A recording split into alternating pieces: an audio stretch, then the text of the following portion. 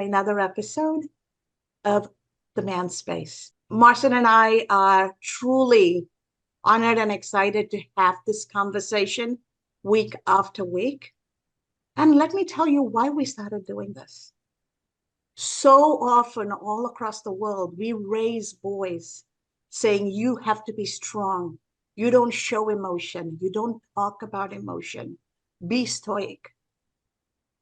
And so we are raising boys in a way that they don't understand their emotions. They don't know how to recognize it, how to manage it, and how to navigate life with it. And so we're creating this conflict internally as boys grow up into men.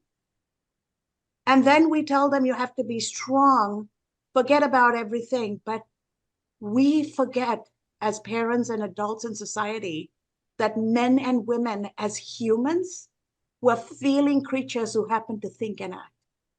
If we're fundamentally feeling creatures and we deny an entire subset of feeling, recognizing the feeling and managing the feeling, we are setting up men to fail. And we need to stop that. We need to stop the cycle. We need to make it normal and accepted for men to feel and talk about it, because feeling is not weakness. Being vulnerable is truly the courageous thing to do. And how are we going to get men to a conversation, a person at a time, to create that confidence and create that courageous movement so that we have fathers and uncles and brothers and husbands and grandfathers and pastors who truly feel in their human element and show up in their humanity to be equal partners to the women in their life, be it the mothers, the grandmothers, the aunts, the daughters, the wives, all of us. So our goal is to help build whole men. And take it away, Marcin. Introduce our guest today. Oh, thank you, Dr. Cass. Welcome, ladies and gentlemen. Tonight, we have a very special guest, Pastor Scott Boggs. I really appreciate Scott for coming on and sharing your story. So as we begin today, as I went through this journey as well, I would love to ask you a question, Scott, is during your childhood, would you say there was any type of a childhood trauma that you have shaped or experienced in your life that has shaped your life that it is today? No, absolutely. Hi, Marcin. By the way, good to see you, man. Love you, man. Hello, thank you. So eloquently spoken, the intro. Men learning to be able to identify with what we're feeling and then being able to speak and articulate and to share. I like to call it in I statements, our own emotional well-being and what we're going through. It's just something like she says, it's just not taught. It's not encouraged. It's not something that we're raised to do. I grew up in a generation where men were, you're not supposed to let them see you sweat. Boys don't cry. It's just something that we're not really trained to do. But as far as, being a child, yeah, I was a child of divorce. My mom and my dad divorced when I was 7 years old. And the the impressions from that happened as a child were things that I found myself as a young adult, later teens and early 20s, heavily medicating with things like excessive drinking and drugs and a lot of external pursuits to try to numb what left inside a reoccurring over and over again, triggered states of fear, abandonment, rejection. A whole lot of things happened that I didn't have language for or understanding of when I was a young man. But throughout my maturing and studying and learning, have come to find was just me being in a full-grown body, still a very scared, hurt, reliving the pain and the trauma of what it was like living in a home with two very violent, screaming parents before my dad just up and left. And that definitely has shaped and put a trajectory and given me demons to battle and things to rot through and work through and to heal from.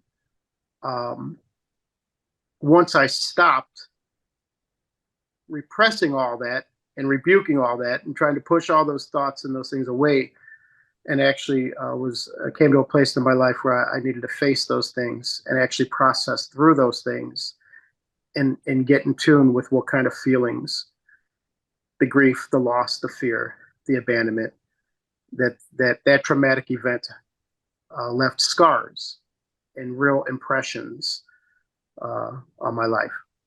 Yeah, so definitely being a child of verbal and emotional abuse between two parents and witnessing that, and then living between my two parents, as a child of divorce, it was a lot harder on me, and I think a lot harder on a lot of children than what sometimes the parents ever really know.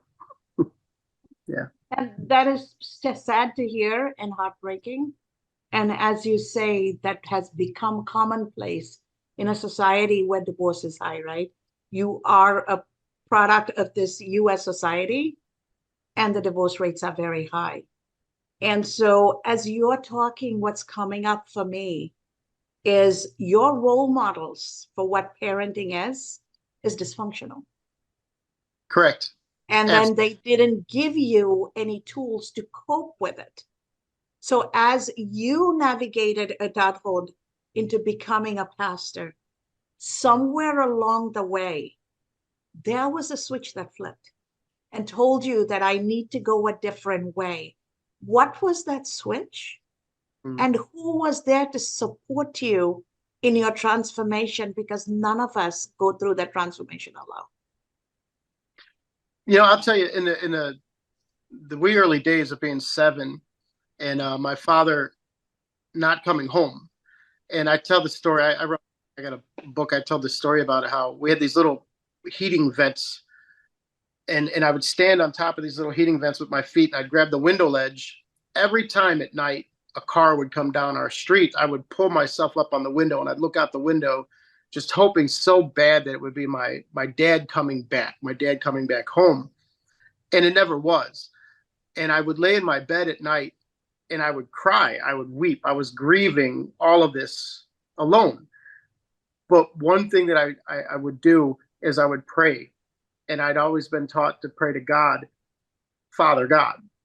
And so I began to turn my heart, in the absence of my earthen father, with childlike faith, 7 years old, I'd turn my heart to Father God. And I also, because like you said, I didn't have a role model growing up in the house of a father in the flesh.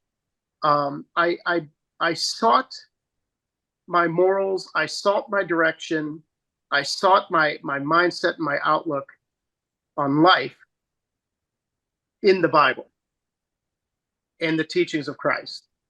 And that's become very real and prominent, and still to this day. Just this morning, I sat in my prayer chair, still turning my heart, saying, Father God, help me, give me wisdom on how to be a better husband, a better father, a better brother, a better friend, a better minister, teacher, and so on. That connection that I made with what I believe to be a creator God that loves us and wants to be with us and help us as a father to a son or a father to a daughter, that has been the sustaining, continued grace and leading in my life, knowing that there's a God that loves me. Even when man forsakes thee, we have a God that never will. Yeah. Thank you, Scott, for sharing your resources. And as I'm listening, as you're sharing your story, And, since the age of 7, how you have turned to God and asked for help as a guide, were there other resources beyond that have really helped you beyond God? Yeah, absolutely. I'll tell you what never did work is I got a little bit older and I, was experiencing the different things that the world offers. There's a lot of external things, and we try to take things from the outside of us into us to try to help us or to maybe medicate the fear or the pain or the grief. Things like drinking or drugging, or some people gamble, or some people shop, and all of those things that people turn to that are outside of ourselves, they truly only bring a temporary relief, and then it fades, and then you need the next drink, or you need to buy the next designer watch or whatever it is, turning to outward things. But I'll tell you, turning inward and dealing with those things. Like I was actually kind of, I believe, in organized religion and amongst many different sects of Christianity and different churches I went to, I was taught something wrong. I was taught that when I would have thoughts or images or things from the past or things from my past that would come up, that I should just rebuke them because I'm a new creation and we forget everything that's behind us and don't even look at that stuff. And I'll tell you, as long as I kept trying to do that, it never worked. It wasn't until I actually began to sit down and say, no, you know what? I'm going to let these thoughts come, and I'm going to process as an adult all the feelings, the grief, the sadness, the fear, the confusion that I wasn't yet able to process when I was 7. When I said, I'm going to process that stuff that I've been pushing away now as a grown man who's grown, who's had some experiences, who's been through enough life to be able to help me, the little wounded child in me that didn't know how to process those things, to help myself process those things as a grown man now with a more mature view and outlook. That's when real healing began to happen in my life. When I stopped running from that hurt little kid that was inside, and as a grown adult, a father myself of 3, was able to reparent and kind of show the love and reteach myself what I wish there was a grown adult or male figure to have come into my life when I was 7. I was able to be that father figure to my own wounded inner child as a man. Does that make sense? Makes total sense. And I love hearing what you're saying, because all the external things are temporary and they're fleeting. Yes. And by denying everything you feel, everything you have gone through, it is setting up for you to be erupted as a volcano or come at it like a tsunami, right? Because anything that repressed is going to find a way out. And the fact that you had the courage and the wisdom to take that inward journey and do the hard work, to me, that is very courageous. That is very manly. That is very masculine. Let's identify the problem. Let's attack the problem. Let's deal with it. Absolutely. And then I have fixed it and I can move on to be the man I was meant to be, right? A lot of times we forget that masculinity encompasses all of that. So I am so glad that you are openly, transparently sharing that.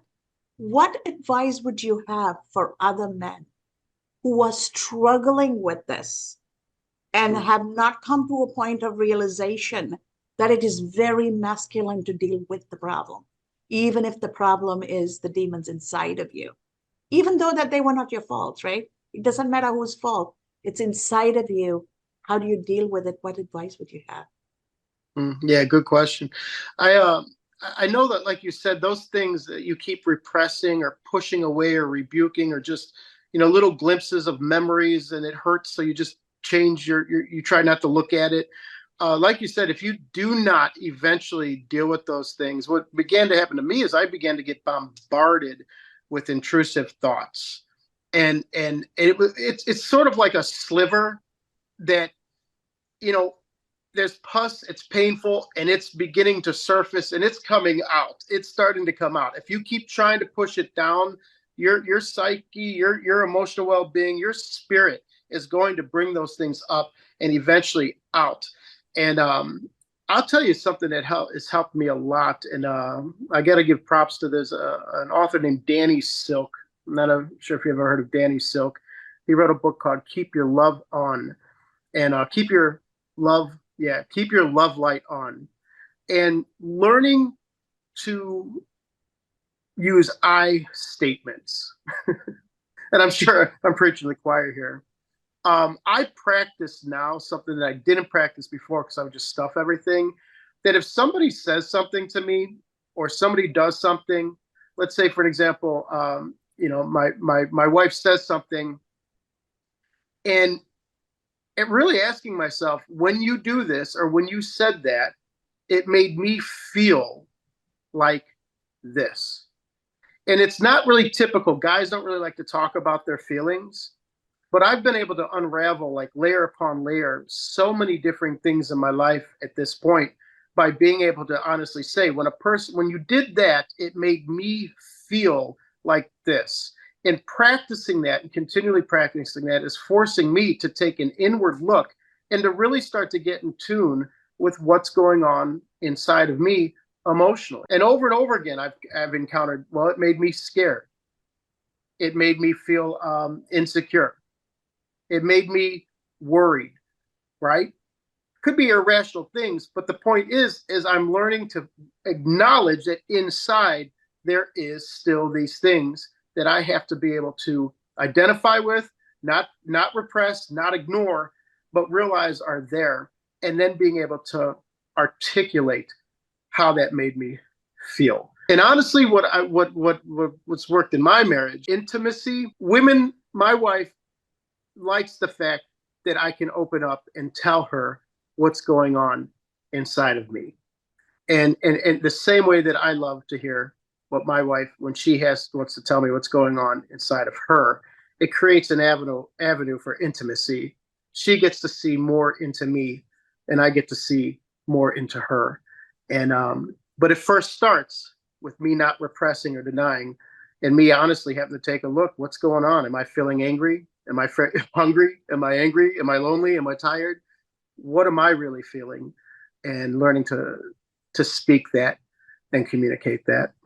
Thank you, Scott, for sharing. This was very powerful because as we men, as you have spoken, I was one of them as well, where we suppress our feelings, our emotions, and we do not speak to anyone because sometimes we feel like, hey, you know what will other people think of us? And in many cases, I feel like many men out there are ashamed and are afraid of asking for help. And many people, I believe, in my opinion, are out there where we don't ask for help, where we don't ask for resources. We try on our own, but we're trying on our own. I believe we're not equipped. We don't have the knowledge. We don't have the tools within us that can heal ourselves, right? How do I deal? What is an emotion, right? What is that feeling? Where does it come from? What causes it? How do I help myself? How do I heal? How do I rebuild? How do I move on after all this? So what I give you a lot of credit. Yeah, I think people hate that. People, the question I've heard it said when somebody's, over drinking or over drugging or overeating or anything, the first question is, what is the pain? What are you trying to metastasize? What are you trying to numb? What are you medicating? Yeah, right. And you're right. What do we turn to? What do people turn to? And like I said, people turn to everything outside of themselves rather than turning inward and saying, oh, no, this is what I need to deal with. This is what I need to look at. I'll just give an example. For example,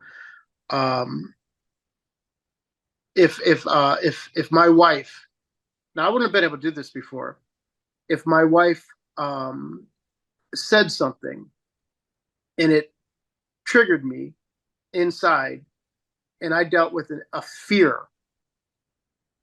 that she's going to leave me, like my dad left my mom, right? Well, there'd be a time in my life when I couldn't say that. I couldn't say that. Oh wow, I just got triggered, and I'm dealing with a fear that my family's going to leave me again. You know, there would have been a time in my life where I couldn't have said that. I would have instead just closed up. I would have cut her off emotionally, and she wouldn't have known what was going on. But I would have been almost treating her as if she did something wrong. But she would have had no idea she didn't do anything wrong. I just got triggered from an old, unhealed, unprocessed wound in my own life. And now she's paying for the hurt or wound that I have yet to deal with.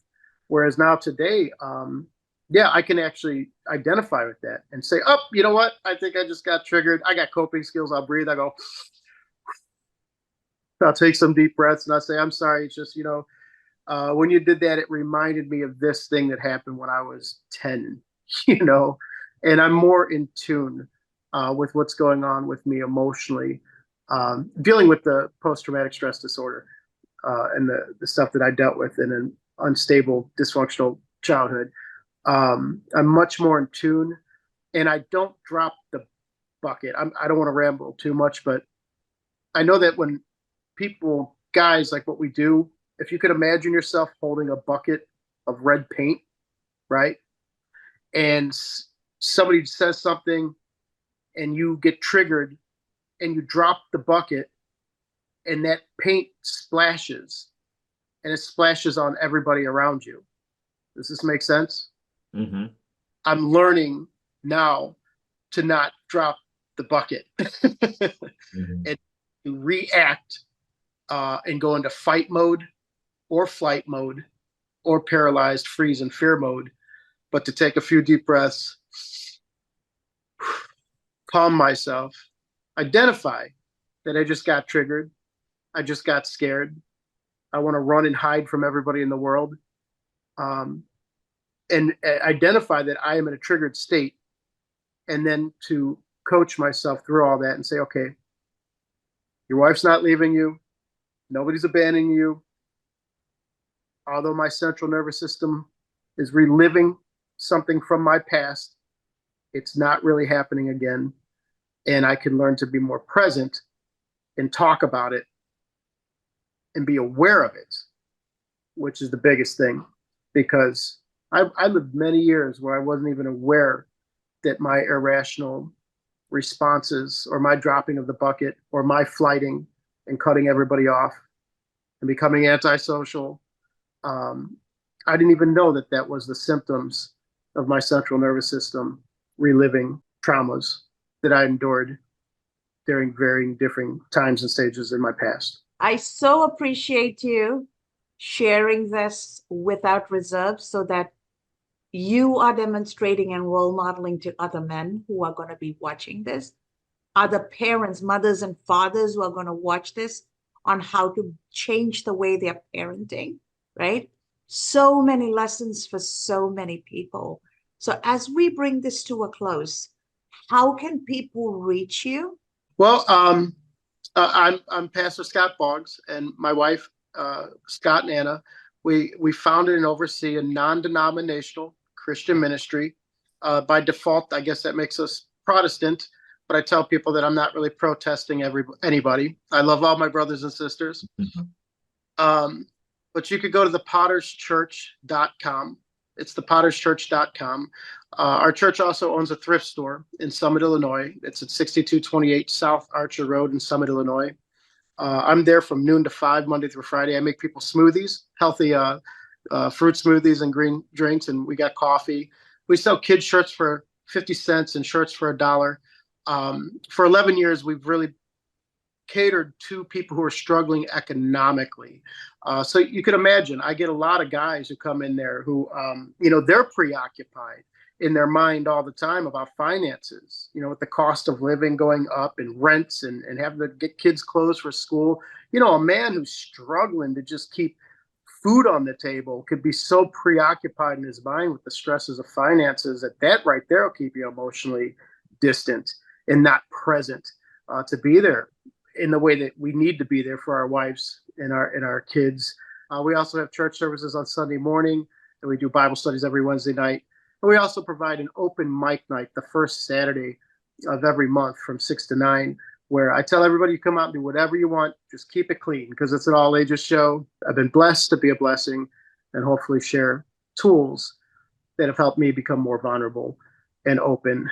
And I'm going to tell you, man, I can't even put into words how much more peace I have today doing the inward work than what I had many years ago. So, Thank you. Thank you for sharing that. As we bring this to a close, Marcin, do you have any thoughts you want to share in a minute or so? I'm very grateful for you, Scott. Thank you for being a role model for many single dads out there, and not only that are struggling emotionally, financially, that through the inner work, investing in yourself, asking for help, that your life can change and it will change and become an example like Scott is here today. And I want to tell you that you are not alone. We are here for you. Don't hesitate to reach out. We have the resources. We have the experts that we will help you. You don't have to do this alone. And if you know what, if you are afraid to ask for help, it doesn't mean that you're weak. It means that you're strong, that you love yourself, that you care about yourself, that you need this, right? And not only do it for yourself, but do it for your children, do it for your family. Scott, thank you for sharing your story. Thank you for being so open, for honest, and vulnerable with us, because your transformation is so amazing and it's so inspiring to so many. Beautifully said, Marcin. And thank you so much, Pastor Scott, for sharing your wisdom, to bringing your ministry into this conversation, because giving people space is giving them the ministry to find the divine within them and connect with the divine within them. And that is the single most important gift a human being can give another. And to all our audience, there's nothing we can't get together and solve, as Marcin just said. We have the tools and the ability and the resources and the network to help you deal with the emotional and the financial trauma, the resilience gaps you have. So all you have to do is put your hand up and ask for help, because help is always around the corner. amen. And we can do it confidentially, and we can do it in a way that is healing, safe, and drive your prosperity for your own peace. So thank you, and keep feeling.